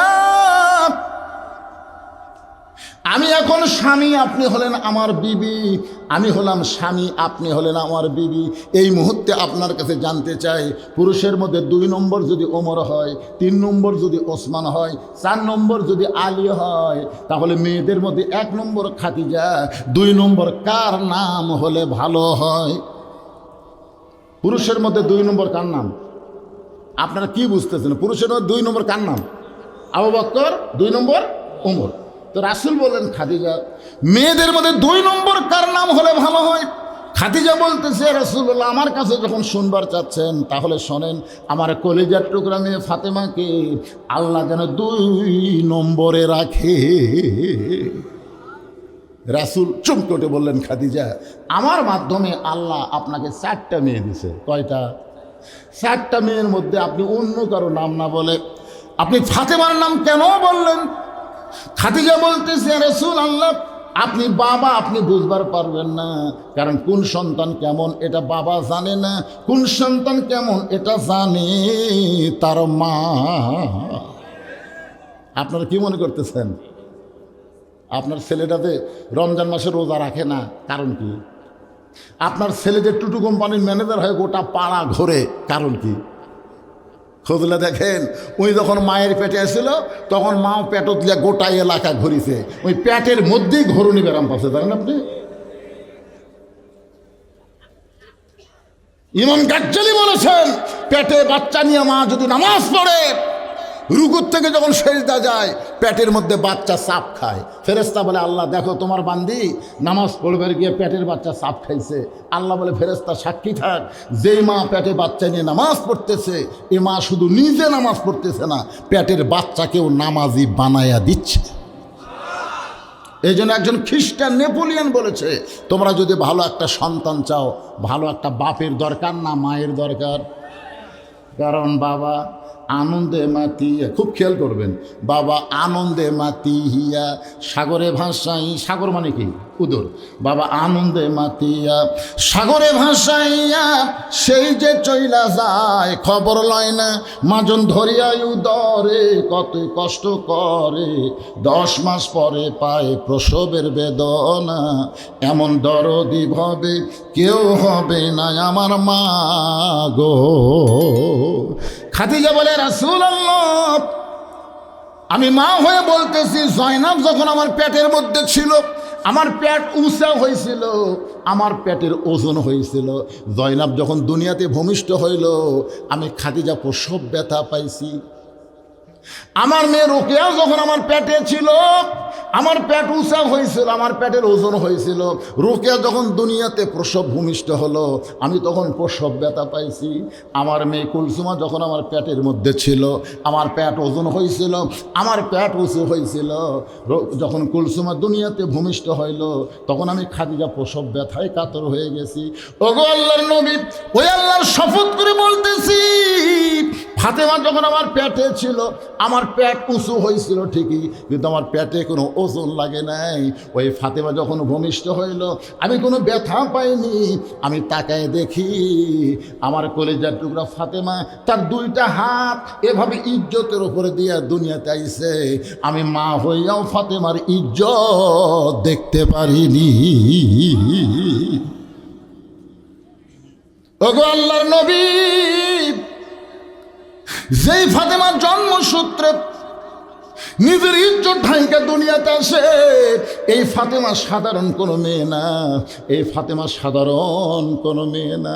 আল্লাহ রাসূল বলে, খাদিজা তুমি শুধু ফাতেমাকে জন্মের সময় ইজ্জত ঢেকে জন্ম নেওয়া দেখেছ, কিন্তু আমি নবী হয়ে বলতেছি ফাতেমা পর্দার মধ্যেই বড় হবে। ফাতেমা শুধু পর্দার মধ্যে বড় হবে না, আমার কলিজার টুকরা ফাতেমা পর্দার ভিতর দুনিয়া থেকে বিদায় নিবে। রাসূল বলতে যে ফাতেমাকে শুধু পর্দানিশী হওয়ার কারণে আল্লাহ তাআলা বিশাল একটা ডিগ্রি দিবে, যে ডিগ্রিটার নাম হলো সাইয়্যিদাতুন নিসায়ে আহলিল জান্নাহ ফাতেমাতুজ জোহরা। আমার মায়েরা শোনেন, ফাতেমা কেমন পর্দানিশী ছিলেন। গভীর রাতে হযরত আলী ঘরের ভিতরে, নবীর কলিজার টুকরা ফাতেমা স্বামীর বুকের মধ্যে মাথা ঢুকায় ছোট বাচ্চার মতন ফোঁপায় ফোঁপায় কাঁদতেছে। আলী বলতেছে, ফাতেমা ঘুম পাড়া বাদ দিয়ে এমন করে তুমি কেন কাঁদতেছ? ফাতেমা বলে, স্বামী গ, আপনি কি জানেন আল্লাহ তাআলা আমার দোয়া কবুল করেছে? আলী মুসকে মুসকে হাসে আর বলে, পাগলি রে, আল্লাহ যদি দোয়া কবুল করে তাহলে কান্নার কারণ কি? ফাতেমা বলে, কি দোয়া আল্লাহ কবুল করছে আপনি কি শুনবেন না? আলী বলে, ফাতেমা কি দোয়া করেছিল আল্লাহ কবুল করেছে? ফাতেমা বলতেছে, আল্লাহ কবুল করেছে আমার মৃত্যুটা, আল্লাহ পর্দার মধ্যে কবুল করেছে। আলী বলতেছে, যেই মানুষটা সারা জীবন পর্দার মধ্যে থেকেছে সে তো পর্দার মধ্যেই মারা যাবে। ফাতেমা বলে, স্বামী গো, সেই মৃত্যুটা কবে হবে এইটাকে আপনি শুনবেন না?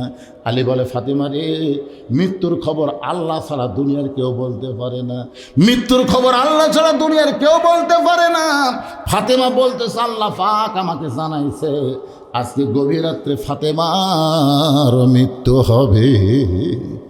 গাছের গোড়া কাটলে গাছটা যেমন পড়ে যায়, হযরত আলী তেমনি পড়ে গেলেন ঘরের মাজায়।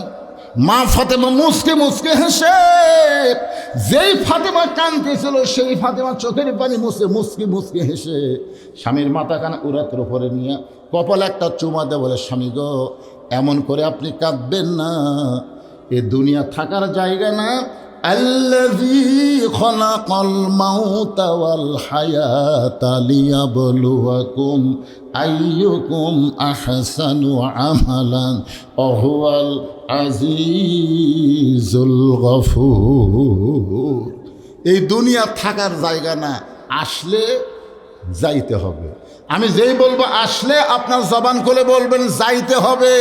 আসলে কোথায় যাবেন? কোথায় যাবেন? বাড়ি যাবেন? এই যে আদায় শুরু হলো, আর কতগুলো উঠে চলে গেল, কুটি গেল, বাড়িতে গেল। যেই বাড়ির দিকে আপনি চলে গেলেন, ওই বাড়ি আপনার থাকার জায়গা না ভাই রে। আমার এক বন্ধু আছিল, বুঝলেন, সে বগুড়া শহরের সবচাইতে দামি জায়গা রহমাননগর, ওখানে একটা বাসা করছে। তা আমাকে মাঝে মধ্যে মোবাইল করে বলে, ভাইজান আপনি মওলানা মানুষ, আমার বাসা একদিন একটু দোয়ার জন্য আসবেন। বারবার বলার কারণে একদিন দোয়া করার জন্য যাই, দেখি বিশাল একটা গেট, বাসা দেখাই যাচ্ছে না গেটের সাইজে। সে গেট আবার সোনা দেয়া, মনে হয় সোনালি কালার, মানে সোনা দেয়া বেঁধে দিচ্ছে। তা আমি গেটের ওটা সালাম দিচ্ছি, আসসালামু আলাইকুম ইয়া আহলাল বাইত। তো গেটের পাশে একজন পানির দোকানদার বলছে, হুজুর যতই সালাম দেন গেট খুলবি না। আমি বললাম কেন? এলো সালামের প্রচলন আছে, তাই তো আগের দিন হুজুর চলে না। আমি বললাম ভাই তা এখন কি চলে? বলে ওখানে দেখেন একটা কলিং বেল আছে, ওটি টিপি মারেন। এই সাইডের দিকে কলিং বেল, সেটাও সুন্দর করে সাজান, বুঝলেন, দিকে কাবা ঘরের পাথর সিমা খাওয়ার মতন ওই রকম, বুঝলেন। লোক ভিতরে দিয়ে চাপ মারা লাগবে, অনেকক্ষণ ভিতরে দিয়ে। যেই ভিতরে লোক দিয়ে চাপ মারছি, বিদেশি কুত্তার মতো ভব ভব করে উঠছে, বুঝলেন। কে রে সাউন্ড, কলিং বেলের সাউন্ড এরকম। আমি ভয়ে 3-4 ধাপ চলে গেছি। পানালা হাসতেছে, হুজুর কি? আমি করে ভারে যেভাবে কুত্তা ভুক ভুক করতেছে, হুজুর তো কুত্তা লয় হুজুর, ওটাই কলিং বেলের সাউন্ড। বিদেশি কুত্তার সাউন্ড কলিং বেল, কি জন্য আসুক জিজ্ঞাসা করেন। আমার বন্ধু যখন গেট খুললো, আমি তখন বললাম, ভাইজান এই কুত্তার সাউন্ড কেন দিয়েছ? বলে ফকিরের অত্যাচার ভাই, এত ফকির এই কলিং বেলের চাপ দেয় ভিক্ষা চায়। তা আমার এক দোস্তগুলো ফকিরের হাত থেকে যদি ব্যস্ত চায়, তা কুত্তা ঢুকে। তা আমি কলিং বেলের কুত্তার সাউন্ড দিচ্ছি, ভুল করে এক কুত্তা, বুঝলেন, এক ফকির টিভি মারছে ভুল করে। যেই মারিছে কুত্তার সাউন্ড শোনা, ওই ভিক্ষার ব্যাগ ফেলে দে দৌড়, ভিক্ষার ব্যাগ ফেলে দে দৌড়। যত ফকির আছে সমস্ত ফকির বলছে, ওই বাড়ির যান যাস না, ওই বাড়ির কুত্তা আছে। সেদিন থেকে আমার বাড়িতে আর ফকির আসে না। আমি কইলাম, পাগলা, ওই ফকিরও কি করছে সেটা খেয়াল করছিস? কি করছে? আর ওই বাড়িতে কুত্তা আছে, ওই বাড়ির তো মানুষ নাই, তুই একটা কুত্তার জাত। আল্লাহ কোরআনে বলেছে, আম্মা সাইলা ফালা তানহার, সাইলকারীকে ফিরান যাবে না। আর তুই কুত্তার সাউন্ড দিয়া ফকিরের সাউন্ডের ব্যাগ ফেলে দিছ, তুই মানুষের জাত। তুই আবার দোয়া নিব, আপনারা কোন অর্জনে দোয়া করে কাম হবে? আমার হাত ধরে বলে, দোস্ত আইসো যখন একটু বাসায় ঢোকো দোস্ত। আমি বললাম, এই বাড়ি তাহলে তোর? যেই কইছে এই বাড়ি তাহলে তোর, তুই টাকার সম্পর্ক। আমাকে বলতেছে আলেমরা আসলেই মূর্খ। আমি কইলাম, আলেমরা মূর্খ কেমনে? বলে, কোটি কোটি টাকা খরচ করে বাসা বানাইছি, আর তুই বলতেছিস এই বাড়ি। আমি বলছি, এই বাড়ি তাহলে তোমার? এই বাড়ি কোয়াতে ওর মেজাজ খারাপ। এটা কি গ্রামের বাড়ি ঘেরে? কোটি কোটি টাকা খরচ করে এই বাসা তৈরি করছি, তুই আলেম মানুষ কেমনি বাড়ি কইলি? তখন আমি আমার বন্ধুর হাত ধরে বললাম, ভাইজান আজ থেকে 50 বছর আগে আব্দুল আলিম একটা গান গাইছে, আমার মনে হয় গানটা ভুল গাইছে। আমার দোস্ত বলে, আব্দুল আলিম কি গান গাইছে? আমি তখন গানটা ওরে শোনাইলাম, এপারে তোর বসত বাড়ি, ওই পারে তোর বাসা, এপারে তোর বসত বাড়ি, ওই পারে তোর বাসা, লাভ করিতে আইসারে ভবে, লাভ করিতে আইসারে ভবে, হইলে আরে বেদিশা। এ পাহাড়ে তোর বসত বাড়ি, ওই পারে তোর বাসা। দুনিয়াতে যতই কোটি কোটি টাকা খরচ করে তৈরি করো, ওটা হলো তোমার বসত বাড়ি। আর মুসলমান যারা হবে তাদের বাসা হলো জান্নাত। আপনারা বলেন তো, দুনিয়ার বাড়িতে থাকা যাবে? যখন থাকা যাবে, যেই বাড়িতে কোরআনের ওয়াজ শুনল, বক্তা একটা আদায় শুরু করলো, আর আদায় দেওয়া দিবেন না বসে থাকেন। আমি কি ওয়াজ করতেছি না? যেরকম করতেছি না, লাভ দৌড়ে চলে গেলেন যান। আজকের কোরআনের মাহফিল ডাইভার্ট করে যারা বাড়ির দিকে চলে গেল, 2-4 দিন পরে হয়তো আল্লাহ তাদেরকে হাসপাতালেও নিয়ে যাবার পারে। যেরকম কথা পারে কি পারে না, পারে কি পারে না? এই যারা দাঁড়িয়ে আছেন, আপনাদের ভাব কি? আচ্ছা, কিছু সময়ের জন্য পিছনে যা বসা যাবে না ভাইজান? এই কিছু সময়ের জন্য বসা যাবে না? এই বসাটা যেন আল্লাহ আপনাদের জান্নাত পাওয়ার একটা ওসিলা করে দেয়। জোরে করে আমেন। যান বসে, ওটি বসে রে পারে।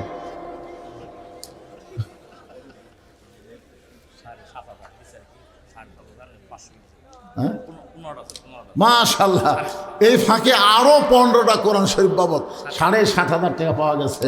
আল্লাহ যারাই যে নিয়ত করে দিছে, আল্লাহ তাদের সকলের নেক নিয়ত নেক আশাকে আল্লাহ কবুল করুক। জোরে বলে আল্লাহুম্মা আমিন। একটু মনোযোগ দিয়ে শুনবেন। ফাতেমা মুচকি মুচকি হাসতেছে, মুচকি মুচকি হেসে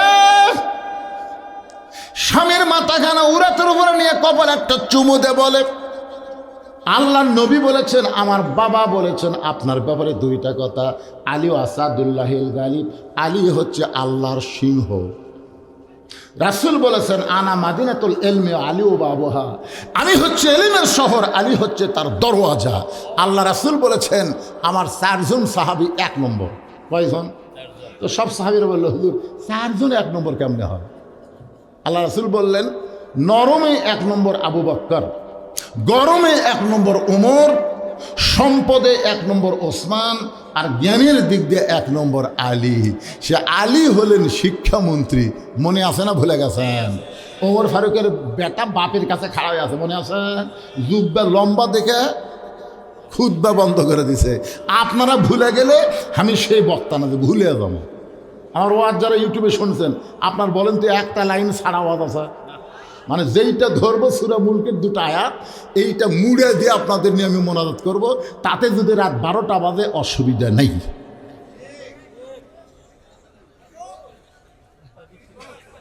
ও রাত 12টা না পারই হয়ে গেছে।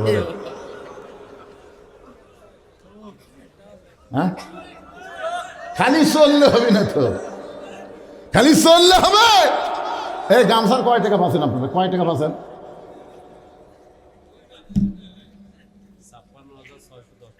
সব মিলে কোরআন টোরআন সব ধরে 56,610। 56,610 টাকা আপনারা এতগুলো মানুষ দিচ্ছেন, 1 লাখও দিয়ে পারেননি। সব মিলে 1 লাখ 56,610 আছে। আচ্ছা, 610 থেকে 1000 পুরাতে কত লাগে? তাও 57,000 কোয়া যাবে। 56,610 মানে এই ব্যয় ভাঙ্গা টাকা কে দিল রে? আচ্ছা, এই 610,000 বানানোর মরদ কেউ আছে? 610,000 বানানোর একটা মরদ 390 হয়। 390 দেওয়ার মতো মরদ আছে আপনাদের মধ্যে? একটা মরদও নাই। কুটি দেখি লিল্লাহি তাকবীর। 57,190 হলো। 56,610 ছিল, 1 চান্সে 57,190 হলো।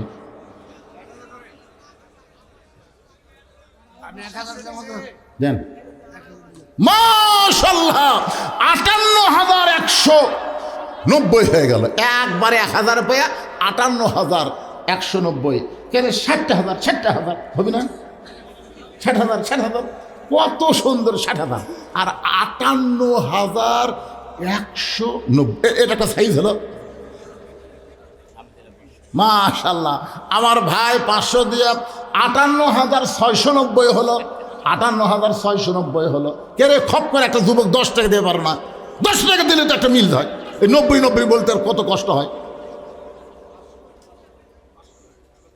কি পিছন থেকে একজন 500 দিয়ে আবার 59,190 হলো।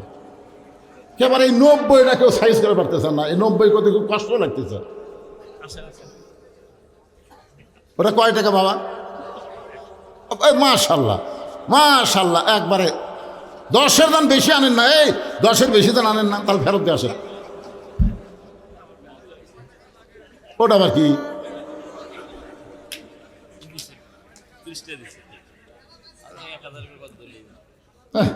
কি না হিসাব করার পথ হবে না।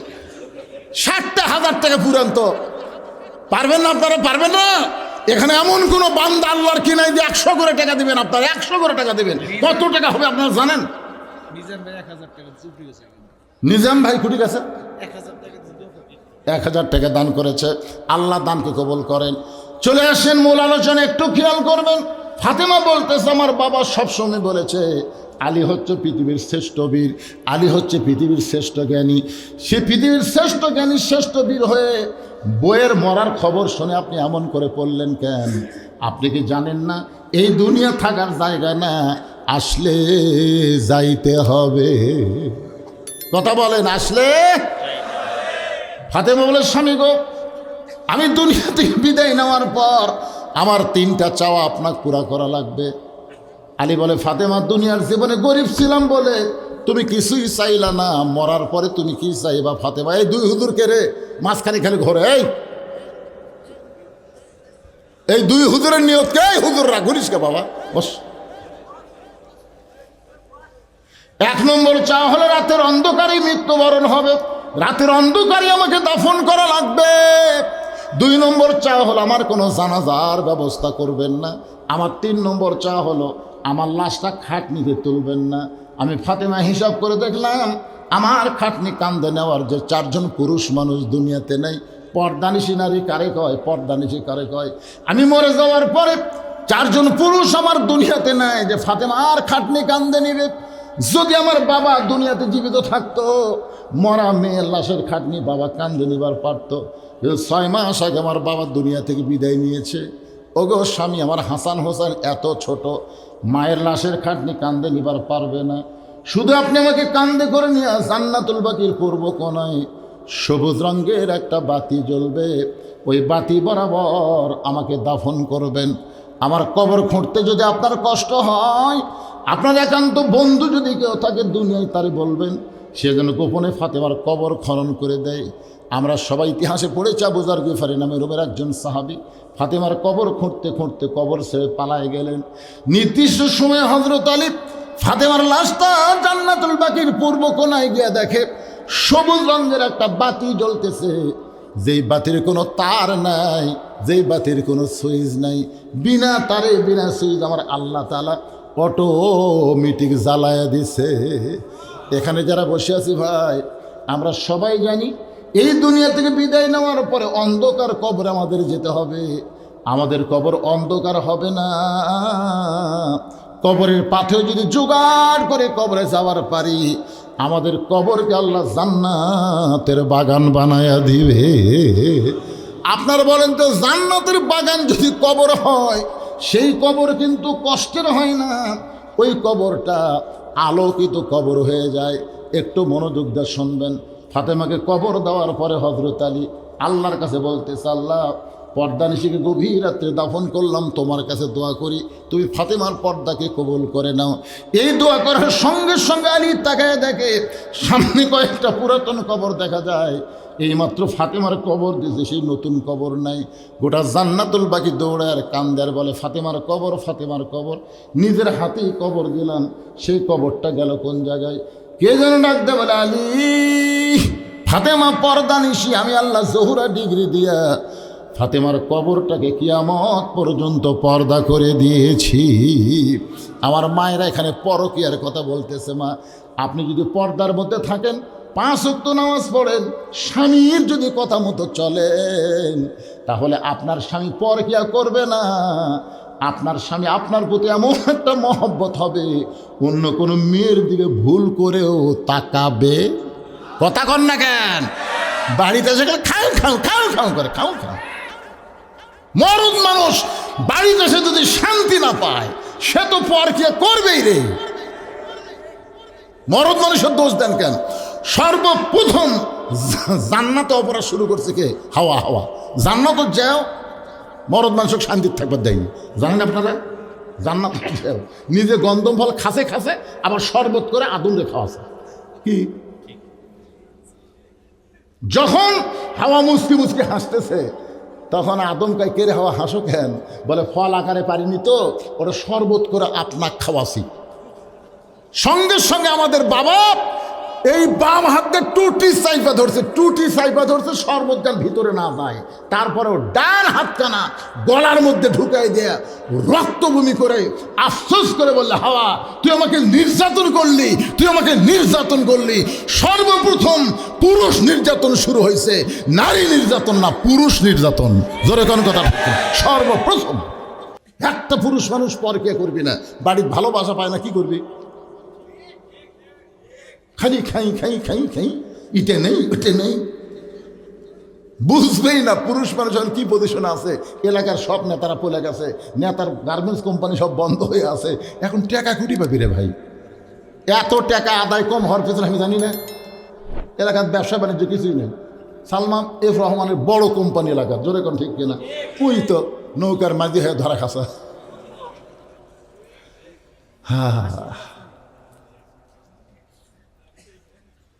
আমার মা এখানে এক কাগজ সামনে নিয়ে বলতেছি, তারপরে বলতেছি, বা স্বামীরা পরকীয়া করবে না, সে ওয়াজটা আমি নিয়ে আসতেছি। একটু মনোযোগ দিয়ে শোনেন। আব্দুল্লাহ ইবনে ওমর যেই বলতেছে, তোমরা তো খাটো পাঞ্জাবি হলেও নতুন কাপড় পরে নামাজ পড়তে আইছো, কিন্তু আমার দিকে তাকায় দেখো আমার কোনো নতুন কোনো কাপড় নাই।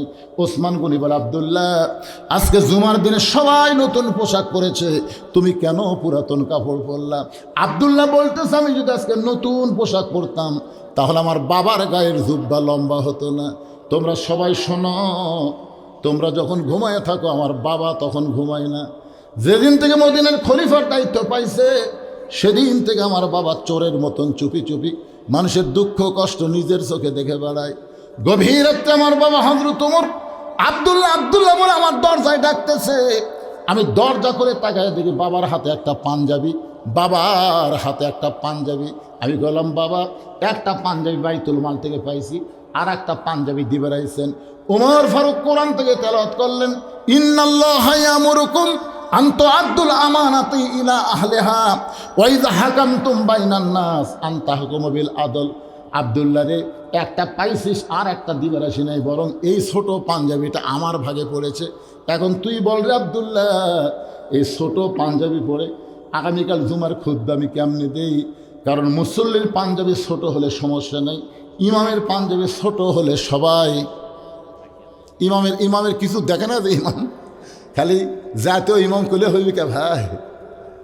আমার এলাকার এক মেয়ে কয়, হুজুর, আমার স্বামী এতই সুন্দর, রাস্তার যখন স্বামী নিয়ে যাই, রাস্তার মেয়েগুলো খেলে আমার স্বামীর দিকে তাকে থাকে, আমার খুবই খারাপ লাগে। আমি আমার স্বামীকে একলাই দেখবো, অন্য মেয়েরা দেখে, এমন কোনো দোয়া আছে যে দোয়া পোড়া ফু দিলে আমার স্বামীর দিকে কেউ তাকাবে না? আমি বললাম, মা, দোয়া নাই, তবে একটা দাওয়া আছে। মেয়েটা বলে, হুজুর কি দাওয়া? আমি বললাম, তোমার স্বামী চাচা বানাও। যেই করেছি চাচা বানাও বুঝবার পারেনি। হুজুর, আপনি আলেম মানুষ, কি করলেন? আমি বললাম, পাগলি, চাচা কবার কাহিনি তো বানাবার করছি, চাচা বানা। তখন ওই স্বামীর হাত পা ধরে ওই দাড়ি রাখাছে। এখন স্বামীর দাড়ি 4 আঙ্গুল হয়ে গেছে। কিছুদিন পরে মোবাইল করে বলে, হুজুর, আমার স্বামী নিয়ে রাস্তায় ঘুরি, একটা মেয়েও আমার স্বামীর দিকে তাকায় না। যদি কেউ ভুলে তাকায়, সালাম দেখায়, চাচা কেমন আছেন? তা আমার সামনে আমার স্বামীর চাচা করলে আমার না খুশি লাগে। হুজুর দেখছেন?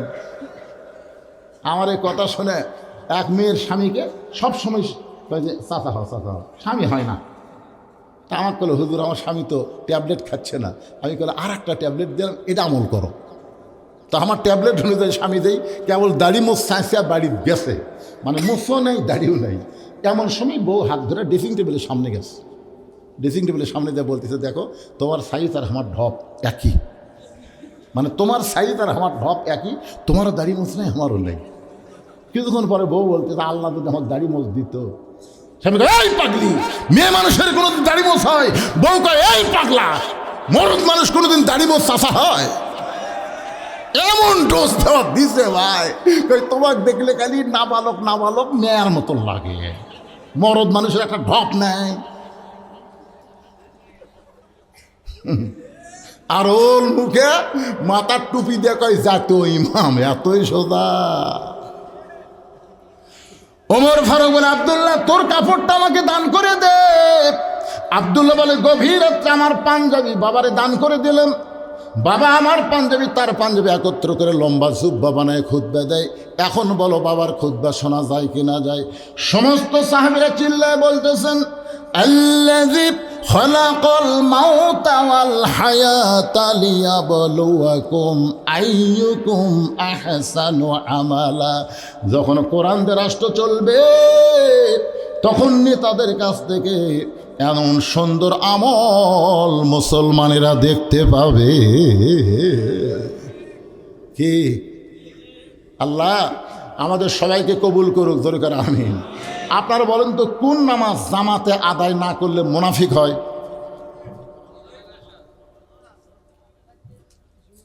এর থেকে একজন ফতুয়া মারছে, ফজর আর আসর। ফজর আর এশা, তো এশারটা খুব একটা গুরুত্ব দেওয়া হয়নি, ফজরটা দেওয়া হয়েছে। তো আমার এলাকার এক মুয়াজ্জিন সাহেব ওয়াজ শুনছে, বুঝলেন? ওয়াজ শুনে রাত 1টার পরে বাড়িতে গেছে, ঘুমাচ্ছে। গ্রামের মসজিদের ফজর আজান হয়নি। তো যারা ওয়াজ শুনবার যায়নি তারা চিন্তা করে, আজান চারিদিকে হলো, আমাকে গ্রামে হলো না কেন? মসজিদে এসে দেখে তালা বন্ধ। এখানে মুয়াজ্জিন তালাও খোলেনি, আজানও দেয়নি। তো মুয়াজ্জিনকে অসুস্থ নাকি? 4-5 জন মুয়াজ্জিনের বাড়িতে গেছে, মুয়াজ্জিন সাহেব। মুয়াজ্জিন লাভ দিয়ে উঠছে, কে রে ভাই অসুস্থ নাকি? ওকে না। তো চারিদিকে আজান হয়ে গেছে, মসজিদের তালা খুলে দিছে। তুই তালাই খুলিস না, আজান দিসনি, কারণ কি? তোমার মুয়াজ্জিন বেড়ে এসে কান ধরে বলতেছে, আজ থেকে তওবা করলাম, আর রাত জাগা ওয়াজ শুনবো না। আজ থেকে তওবা করলো, রাত জাগার ওয়াজ শুনবো না। কারণ রাত জাগা ওয়াজ শুনলে আজান দেওয়ার জন্যই চেতন পাওয়া যায় না, তাহলে ফজর। তো এই জন্য আপনারা যদি মাহফিল করেন, রাত 12টার পরে মাহফিল শুনবো না। রাজি আছেন? তাহলে কমিটি সজাগ হবে যে রাত 12টার পর জনগণে না শোনে, যত বড় সাইদি হোক তুলে দিলে লোক ভেঙে যাবে। তোর কোন কথা ঠিক কিনা ভাইজান? এই জন্যে আমি আপনাদের সকলে খেয়াল করে, আমার নিজের দিকেও খেয়াল করে ফজরের নামাজ জামাতে আদায় করার নিয়তে মাহফিল এখন শেষ করতেছি। একজন আল্লাহর বান্দা কোরআন শরীফ বাবদ 500 টাকা দান করেছে, আল্লাহ দানকে কবুল করুক। সকলে ইস্তেগফার পড়েন, আস্তাগফিরুল্লাহ রব্বি মিন কুল্লি জামবি ওয়া তুবু ইলাই, লা হাওলা ওয়ালা কুওয়াতা ইল্লা বিল্লাহিল আলিয়্যিল আযীম। আল্লাহুম্মা আমিন। আল্লাহুম্মা আনতাস সালাম, জি আল্লাহুম্মা আনতাস সালাম ওয়া মিনকাস সালাম, তাবারাকতা ইয়া যাল জালালি ওয়াল ইকরাম। আয় আল্লাহ তাআলা, কষ্ট করে মেহনত করে হাজার হাজার টাকা খরচ করে আজকের জান্নাতের বাগান লাগাইছে আল্লাহ। মোনাজাতের মাধ্যমে বাগান ভেঙে যাবে, আবার 1টা বছর পরে জান্নাতের বাগান লাগবে। ততদিন পর্যন্ত আমরা জীবিত থাকব এমন গ্যারান্টি কারো নাই। হতে পারে আজকের মাহফিল আমাদের জীবনের শেষ মাহফিল, হতে পারে আজকের মাহফিল আমার দোয়া জীবনের শেষ দোয়া। আল্লাহ মেহেরবানি করে আজকের মাহফিলকে কবুল করে নাও। শুরু থেকে শেষ পর্যন্ত যত আলোচনা হয়েছে আল্লাহ, এর মধ্যে যদি ত্রুটি হয়, ভুল হয়, মাফ করে দাও। এর যা হাদিয়া মঞ্জুর করো, সোনার মদিনায় নবী পাকের রওজা মুবারকে আল্লাহ কবুল করে নাও। তামাম আম্বিয়াই কেরাম, আসহাবে কেরাম, তাবিনী কেরাম, তাবা তাবিনী কেরাম, তামাম পৃথিবীর মাটির নিচে যত মুমিন মুমিনের শুয়ে আছে আল্লাহ, সকলে আরওয়া ফরে হাদিয়া কবুল করো আল্লাহ। আমরা যারা হাত তুলেছি, আমাদের জনম দুঃখনী মা বাবা যাদের কবরে চলে গেছে আল্লাহ, মেহেরবানি করে মা বাবার কবরকে জান্নাতের টুকরা বানায় দাও আল্লাহ। আজকের মাহফিলের সম্মানিত সভাপতি সাহেব অত্যন্ত অসুস্থ, দোয়া চেয়েছে, আমরা তার জন্য প্রাণ ভরে দোয়া করি আল্লাহ তাকে পুরোপুরি সুস্থতা দান করে দাও। আল্লাহ আমি অসুস্থ, আমার মতো যারা অসুস্থ হাত তুলেছে আল্লাহ সবাইকে সুস্থতা দান করো। আজকের মাহফিলের সহসভাপতি 3 জনকে আল্লাহ কবুল করো।